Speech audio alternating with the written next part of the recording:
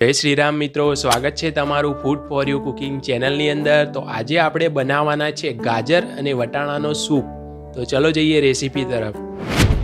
તો ગાજર વટાણાનો સૂપ બનાવવા માટે સૌપ્રથમ અમે અહીંયા એક ગાજર લીધું છે, તેને સમારી લીધું છે અને તેની અંદર આપણે વટાણા એક વાડકી જેટલા લીધા છે। તેની અંદર આપણે 1 ગ્લાસ જેટલું પાણી નાખી આપણે હવે તેને કુકરમાં 2 સીટી મારી દઈશું અને બાફવા માટે મૂકી દઈશું। આપણે જે ગાજર વટાણા બાફ્યા હતા તે બફાઈને રેડી થઈ ચૂક્યા છે। હવે આપણે તેને મિક્સરના બાઉલની અંદર નાખીને તેની અંદર અડધો ગ્લાસ પાણી રેડી અને તેને ક્રશ કરી લઈશું। આપણો ફાઇનલી જે સૂપ હતો તે રેડી થઈ ચૂક્યો છે। હવે આપણે તેને ગરમ કરવા માટે મૂકી દઈશું। તેની અંદર આપણે થોડુંક પાણી રેડીશું જેથી કરીને થોડોક પતલો થઈ જાય।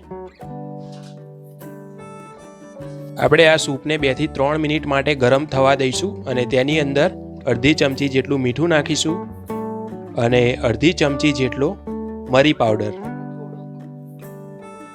થોડોક જ મરી પાવડર નાખીશું, ચીપટીક જેટલો।